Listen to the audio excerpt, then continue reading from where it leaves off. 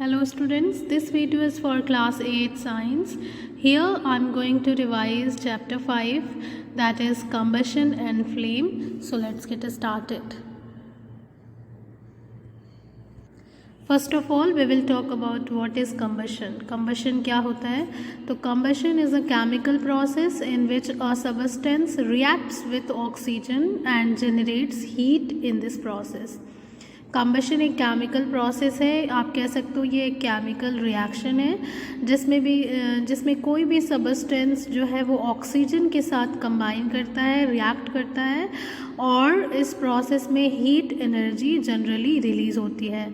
Sometimes इसमें light और sound energy भी प्रोड्यूस हो सकती है. You can see this equation here, carbon plus oxygen is equal to carbon dioxide plus heat plus light. यहाँ पे आप देख सकते हैं कार्बन जो है वो ऑक्सीजन के साथ कंबाइन कर रहा है तो कार्बन डाइऑक्साइड गैस बन रही है और उसके साथ आपको हीट और लाइट एनर्जी मिल रही है. कोई भी सबस्टेंस जब ऑक्सीजन के साथ रिएक्ट करता है और उसमें हीट एनर्जी प्रोड्यूस होती है तो हम उसको कंबशन बोलते हैं. Now we will talk about the combustible substance. Combustible substances वो substances होते हैं जो combustion शो करते हैं, मतलब कि जिनमें combustion हो सकता है, that can undergo into the combustion. It means that these substances give off heat and sometimes light. तो जो combustion शो कर सकते हैं, जिनमें combustion हो सकता है, उन substances को हम combustible substance बोलेंगे और जब वो combustion उनका होगा तो heat और light energy produce होगी. Now we will see the inflammable substances.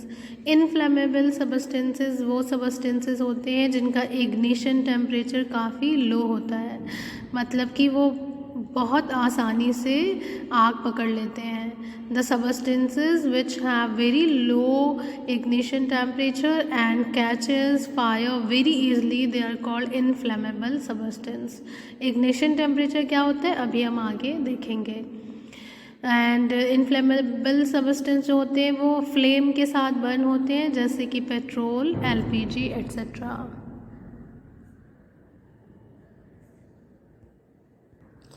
यहाँ पर एक क्वेश्चन है, why do we say that food is fuel for our body. हम ऐसा क्यों कहते हैं कि जो हम खाना खाते हैं वो हमारे बॉडी के लिए फ्यूल है. Let's see the answer.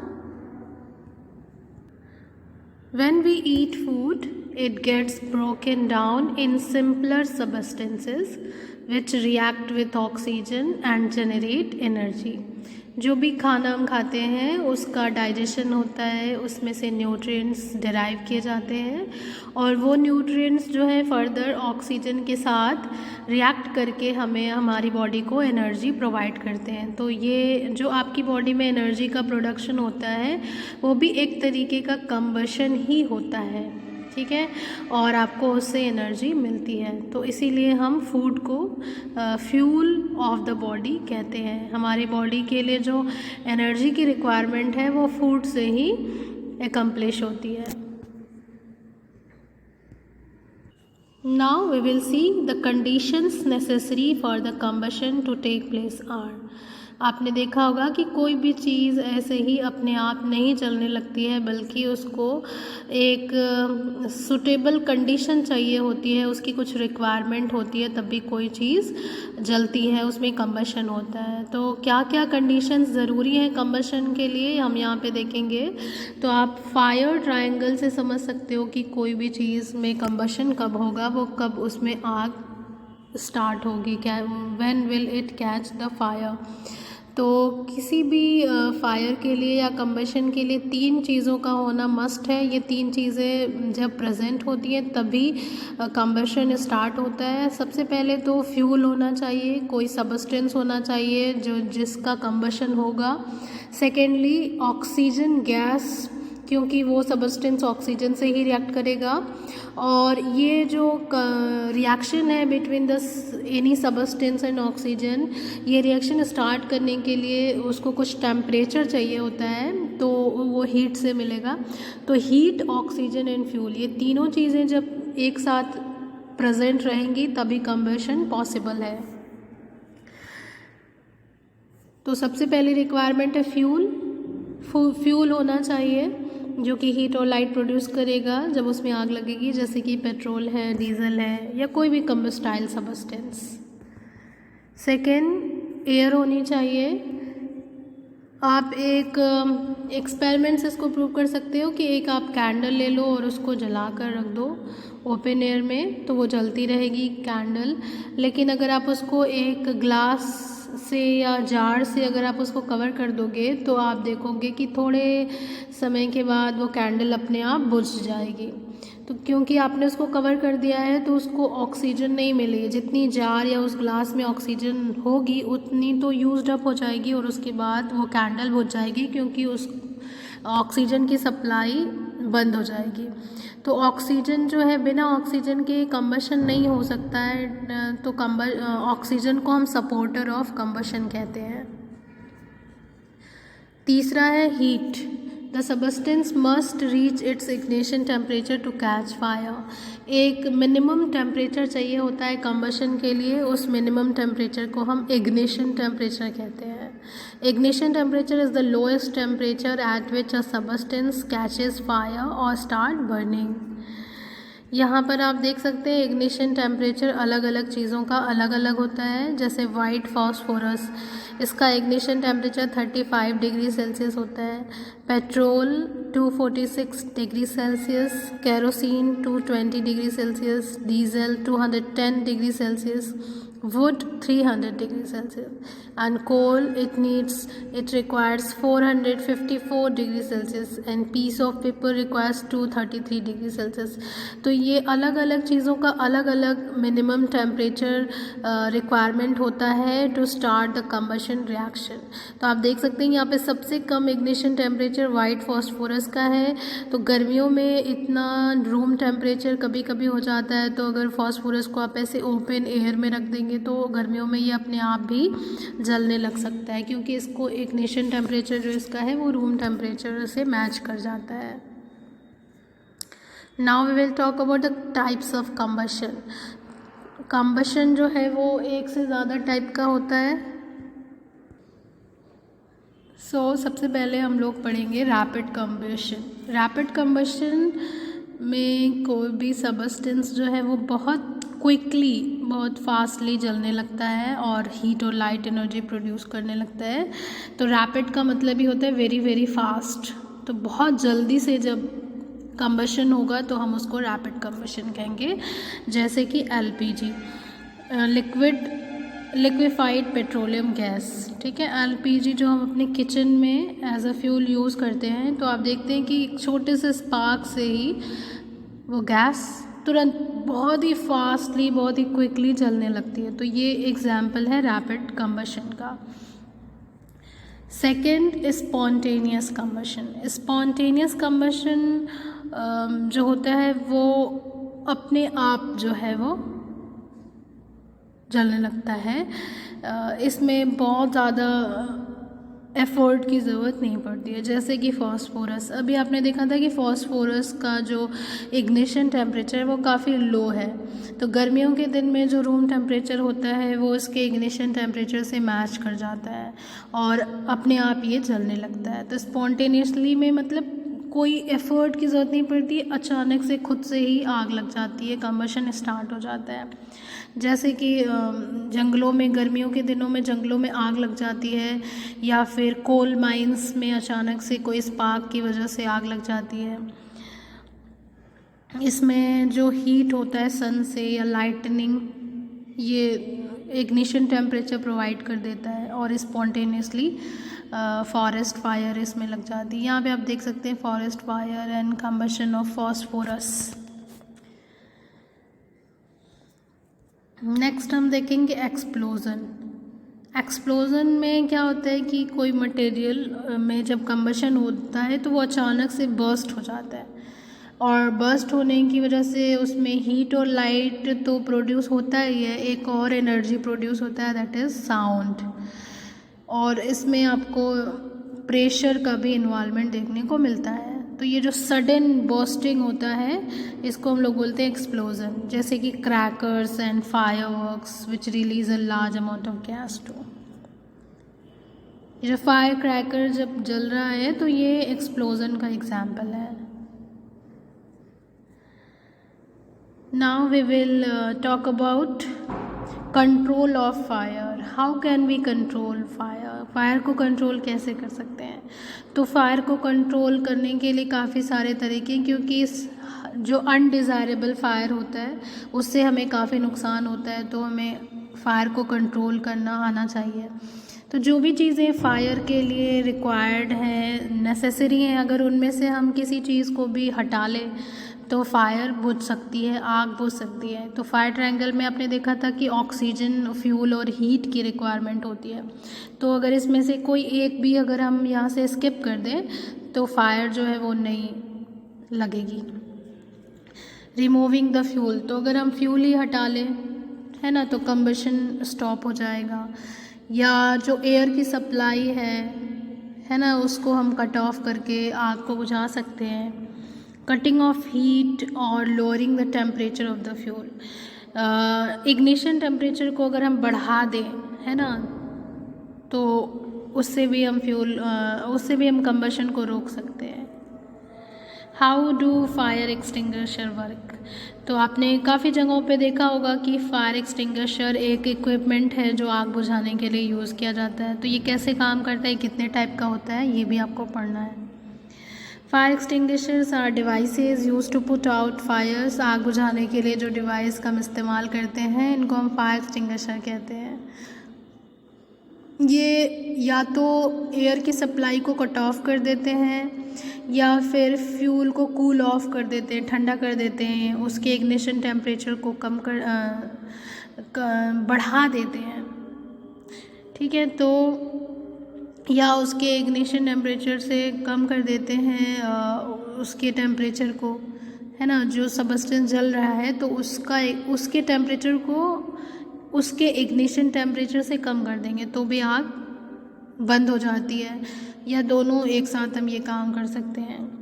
There are 3 main types of fire extinguisher, we will see one by one. सबसे पहला है dry powder fire extinguisher. Dry powder fire extinguisher में mixture of baking soda, sodium bicarbonate भी जिसको कहते हैं, और sand का इस्तेमाल किया जाता है। जब ये फायर के ऊपर थ्रो किया जाता है तो बेकिंग सोडा जो होता है वो डिकम्पोज होता है, और बेकिंग सोडा के डिकम्पोजिशन से CO2 कार्बन डाइऑक्साइड गैस निकलती है। क्योंकि कार्बन डाइऑक्साइड गैस जो होती है वो एयर से हैवी होती है, तो ये फ्लेम के चारों ओर एक लेयर बना देती है और वो एयर की सप्लाई को कट कर देती है। तो इससे आग को जब ऑक्सीजन नहीं मिलेगा तो बिना ऑक्सीजन के आग नहीं लग सकती है, तो आग बुझ जाती है। ठीक है, यहाँ पे आप देख सकते हैं ये NaHCO3 सोडियम बाइकार्बोनेट है। जब ये टूटेगा, ब्रेक डाउन होगा, तो ये Na2CO3 सोडियम कार्बोनेट वाटर और कार्बन डाइऑक्साइड गैस प्रोड्यूस करेगा। सेकेंड है soda acid fire extinguisher. Soda acid fire extinguisher में हम सोडियम बाइकार्बोनेट और सल्फ्यूरिक एसिड का इस्तेमाल करते हैं। ये मेटालिक सिलेंडर में हम रखते हैं इसको, सोडियम बाइकार्बोनेट सॉल्यूशन को, और सिलेंडर के बॉटम पे सल्फ्यूरिक एसिड रखा होता है एक सील्ड ग्लास ट्यूब में। जब हम इसको ओपन करते हैं तो जो सल्फ्यूरिक एसिड की ग्लास होती है वो टूट जाती है और सोडियम बाइकार्बोनेट और सल्फ्यूरिक एसिड में रिएक्शन होता है, और इस रिएक्शन में जो है वो कार्बन डाइऑक्साइड गैस प्रोड्यूस होती है, और ये गैस जो होती है कार्बन डाइऑक्साइड गैस आग को बुझाने में हेल्प करती है। तीसरा है फोम टाइप फायर एक्सटिंग्विशर। इसमें भी सोडियम बाइकार्बोनेट का इस्तेमाल किया जाता है और इसमें हम फोम का फॉर्मेशन करते हैं और ये जो फोम होता है वो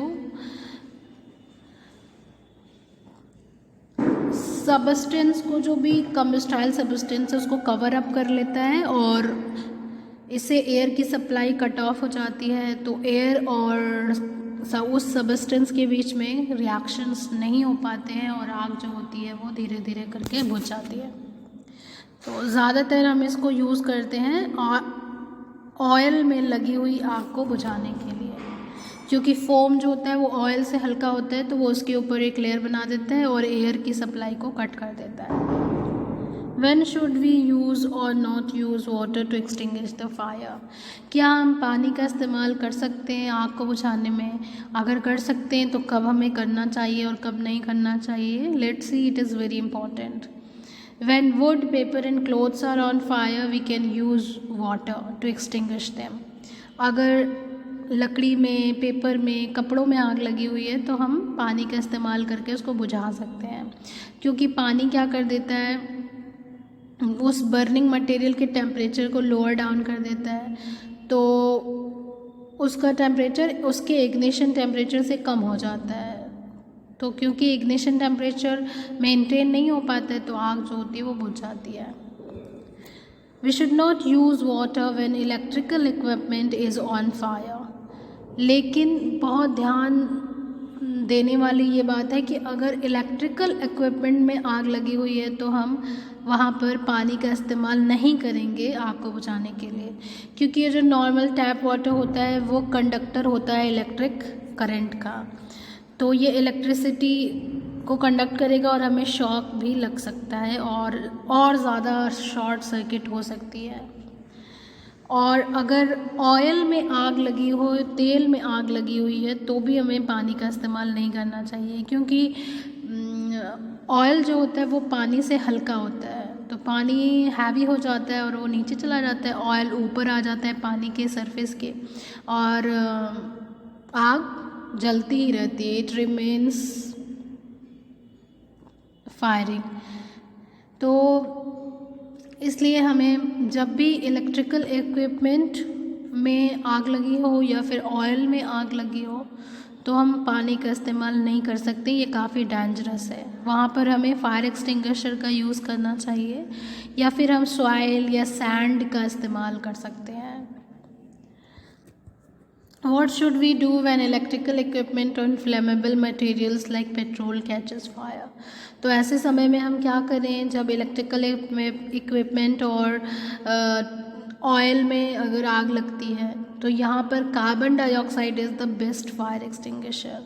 कार्बन डाइऑक्साइड गैस जो है वो बेस्ट एक्सटिंग्विशर है, और क्योंकि ये ऑक्सीजन से हैवी होती है तो ये बर्निंग मटेरियल को कवर अप कर लेती है, ऑक्सीजन की सप्लाई को कट ऑफ कर देती है, तो जब ऑक्सीजन मिलेगा ही नहीं तो कंबशन प्रोसीड नहीं कर पाएगा और इससे कोई भी नुकसान भी नहीं पहुंचता है किसी भी इक्विपमेंट को या आग को कार्बन डाइऑक्साइड से। तो कार्बन डाइऑक्साइड को हम लिक्विड के फॉर्म में सिलेंडर्स में हाई प्रेशर के द्वारा स्टोर करके रख सकते हैं, तो जब हम इसको रिलीज़ करते हैं तो इमिडिएटली ये कूल डाउन हो जाती है और फायर के चारों ओर एक एनवेलप बना देती है, कवरिंग बना देती है, तो उसका टेम्परेचर भी क्या हो जाता है, कूल डाउन हो जाता है और आग जो होती है वो बुझ जाती है। Now the next topic of your chapter is flame. अब हम फ्लेम की बात करेंगे। तो फ्लेम जो है वो क्या है, flame is a hot glowing body of ignited gas which is produced when something is on fire.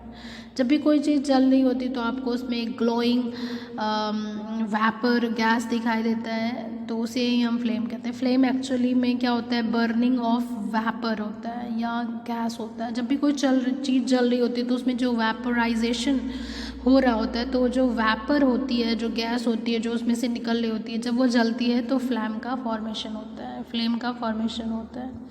Some materials burns with the flame and some do not. हर मटेरियल जो होता है वो फ्लेम के साथ नहीं जलता है, कुछ फ्लेम बनाता है कुछ नहीं।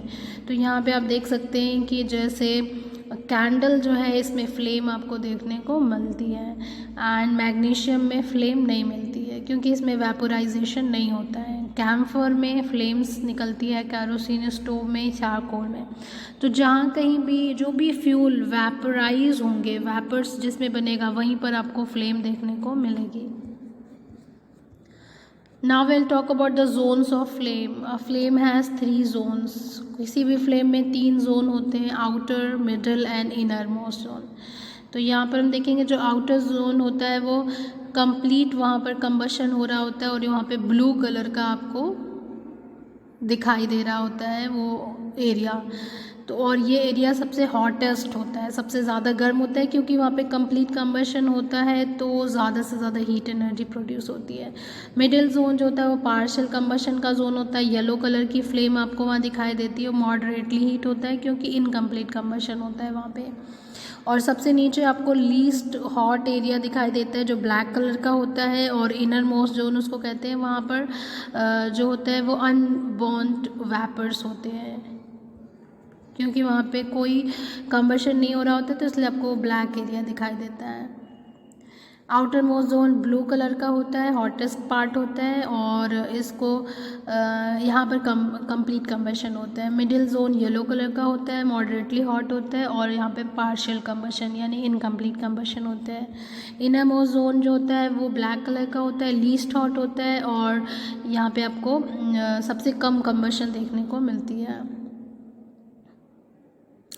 Kerosene oil and molten wax vaporise होते हैं ड्यूरिंग द बर्निंग, तो वहाँ पर आपको फ्लेम देखने को मिलता है। लेकिन चारकोल जो होता है वहाँ पर वेपोराइजेशन नहीं होता है, तो वहाँ पर आपको फ्लेम देखने को नहीं मिलती है।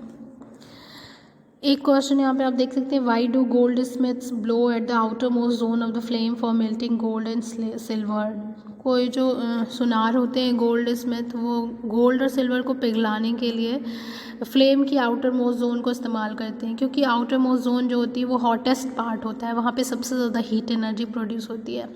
तो मेल्ट करने के लिए ज़्यादा हीट चाहिए, तो इसलिए वो आउटर मोस्ट जोन का इस्तेमाल करते हैं गोल्ड और सिल्वर को क्विकली मेल्ट करने के लिए। Now I'll talk about what is a fuel. Fuel क्या होता है? Fuel are the substances that give us heat which we use for domestic and industrial purposes. Fuel वो सबस्टेंसेस होते हैं जो हमें हीट प्रोवाइड करते हैं और इसको हम अपने डोमेस्टिक और इंडस्ट्रियल पर्पस के लिए इस्तेमाल करते हैं, जैसे कि वुड हो गया, कैरोसिन, पेट्रोल एट्सेट्रा।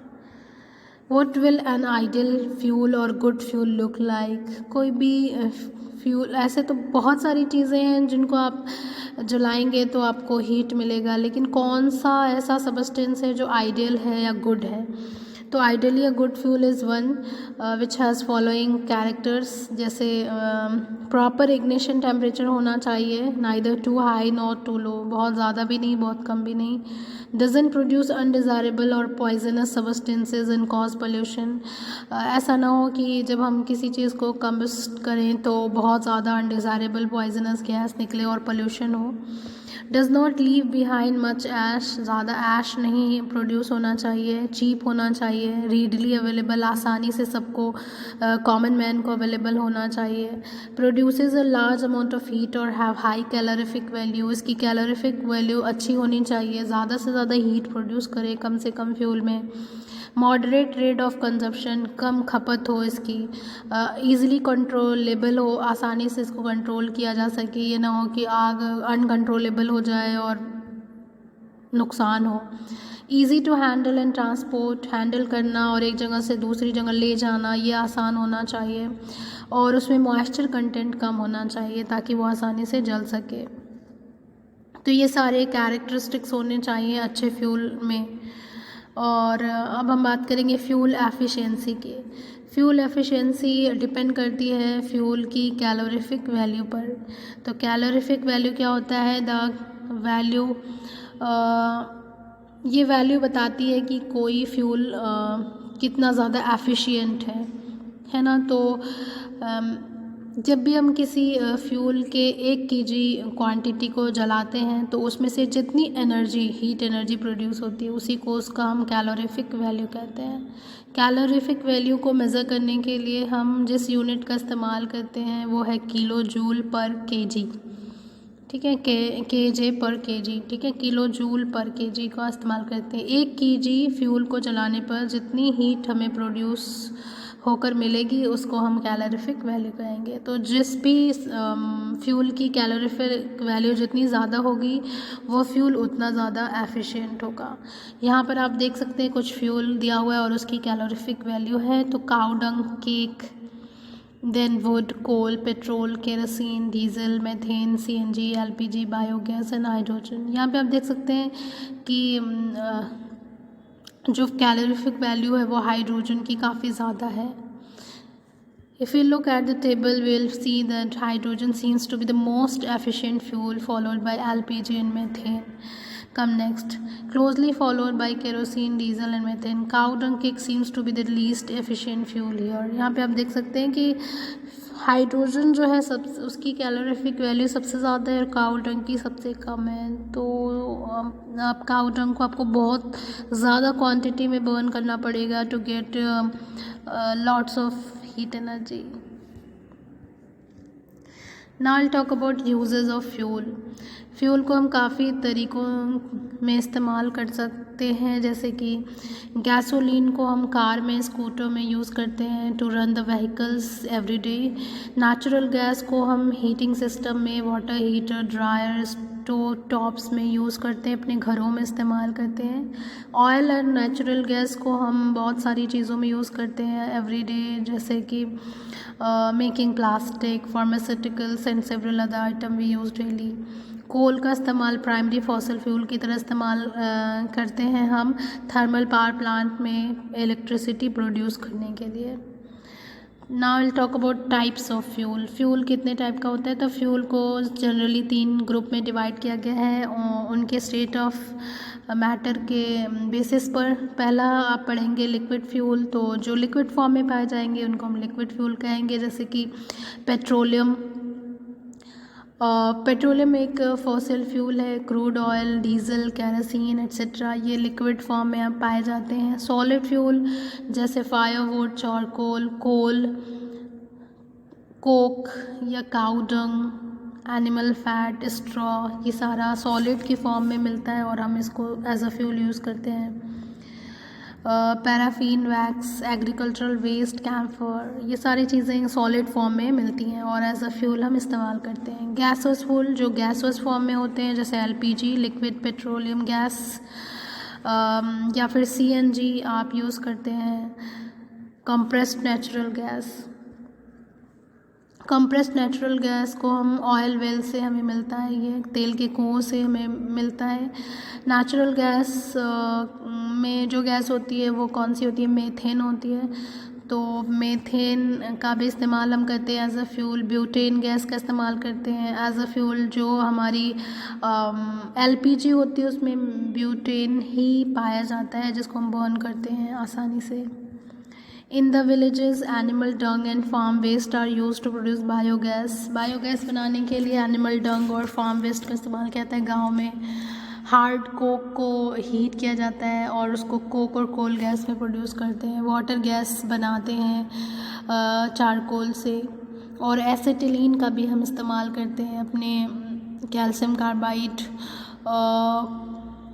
पर वाटर को से रिएक्ट करवा कर हम एसिटिलीन नाम की गैस प्रोड्यूस करते हैं और इसका इस्तेमाल हम करते हैं for welding purposes and cutting the metals. Now I talk about the harmful effects of burning fuels. Carbon को अगर हम जलाते हैं, जो कि वुड, कोल और पेट्रोलियम में पाया जाता है, तो ये कार्बन पार्टिकल्स हवा में जाते हैं और हमारी रेस्पिरेटरी ट्रैक्ट को इफ़ेक्ट करते हैं और कई सारी बीमारियां कॉज करते हैं। ये जो कार्बन के पार्टिकल्स होते हैं, जैसे कि ये जो बीमारियां हैं जैसे कि अस्थमा वगैरह, इन फाइन पार्टिकल को हम कलेक्टिवली सस्पेंडेड पार्टिकुलेट मैटर कहते हैं, एसपीएम कहते हैं। अगर कोई चीज़ जल रही है और उसका इनकम्प्लीट कम्बशन हो रहा है तो उससे एक बहुत ही डेंजरस गैस रिलीज़ होती है जिसको बोलते हैं कार्बन मोनोऑक्साइड।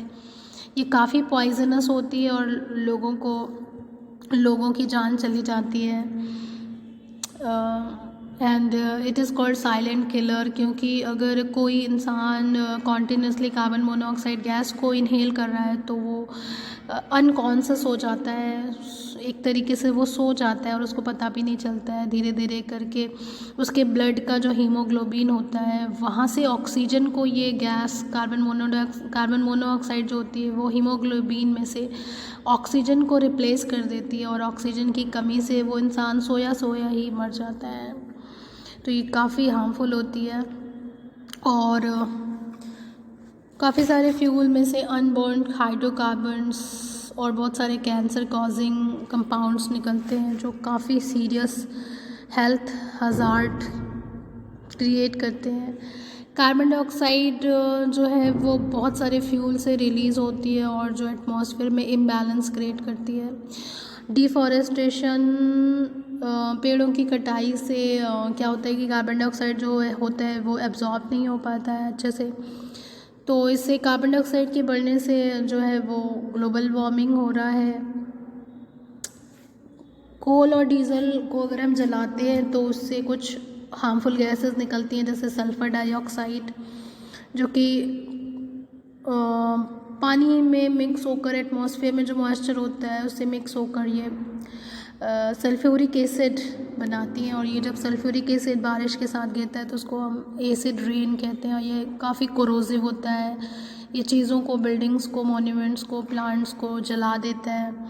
अगर इस गैस को डायरेक्टली अगर हम इनहेल करते हैं तो इससे shortness of breathing, wheezing, feeling of tightness around the chest, ये सारी प्रॉब्लम हमें देखने को मिलती है। पेट्रोल इंजन से नाइट्रोजन के ऑक्साइड्स प्रोड्यूस होते हैं और ये सब रेन वाटर में मिक्स होकर एसिड रेन कॉज करते हैं।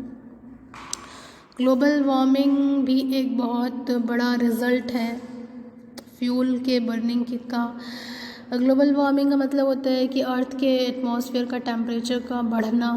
तो अगर अर्थ के एटमॉस्फेयर का टेम्परेचर बढ़ जाएगा तो जो ग्लेशियर्स हैं वो मेल्ट हो जाएंगे और जब ग्लेशियर्स मेल्ट होंगे तो वो सारा पानी सी में जाएगा और सी लेवल राइज हो जाएगा और इससे जो कोस्टल एरियाज़ होंगे वहाँ पे फ्लड आएगा और जो वो एरियाज़ धीरे धीरे सिंक हो जाएंगे और इस वजह से काफ़ी नुकसान हो सकता है।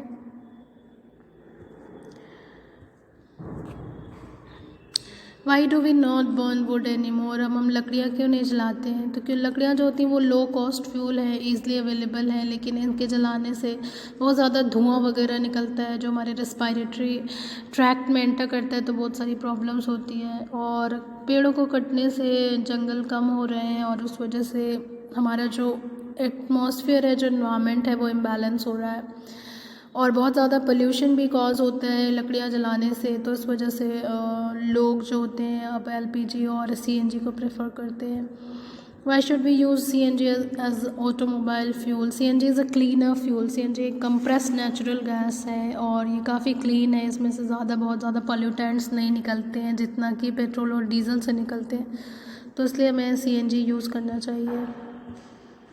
How to conserve fuel, fuel को हम बचा कैसे सकते हैं? तो फ्यूल को बचाने के कई सारे तरीके हैं। गैस को हम वेस्ट ना करें, जब भी कुछ बना रहे हों तो सारी चीज़ें इकट्ठा कर लें ताकि गैस जो हमारी एलपीजी वो वेस्ट ना हो। प्रेशर, जो टायर में, जो हमारी गाड़ियों के टायर में जो प्रेशर होता है उसको रेगुलरली चेक करें, क्योंकि गाड़ियों के इंजन में अगर इंजन सही से काम नहीं करेगा, टायर नहीं उसका प्रेशर नहीं से होगा तो गाड़ियाँ बहुत सही से एफिशिएंटली काम नहीं करेगा जो इंजन होगा उस व्हीकल का और ज़्यादा फ्यूल वो इनटेक करेगा। Choose walking over using car और motor bike for short distances. कम दूरी का रास्ता अगर तय करना है तो हम पैदल जा सकते हैं या फिर मोटर बाइक का इस्तेमाल कर सकते हैं in place of car and बड़ी गाड़ियों की जगह पे। Use public transportation for travelling instead of private vehicle. Public transportation का इस्तेमाल कर सकते हैं और जितने कम हम व्हीकल्स का इस्तेमाल करेंगे उतना कम जो है वो फ्यूल बर्न होगा, और जितना कम फ्यूल यूज़ होगा उससे उतना ही कम हमें एटमॉस्फेयर को नुकसान पहुंचेगा। Now it's time for your assignment.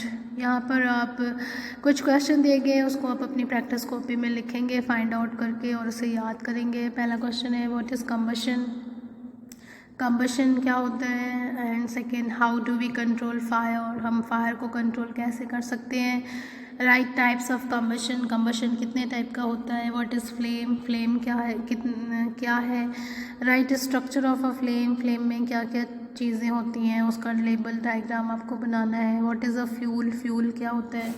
What is fuel efficiency, fuel efficiency किसे कहते हैं। And list condition under which combustion can take place, और वो कौन कौन सी कंडीशंस हैं जो कंबशन के लिए नेसेसरी होती हैं।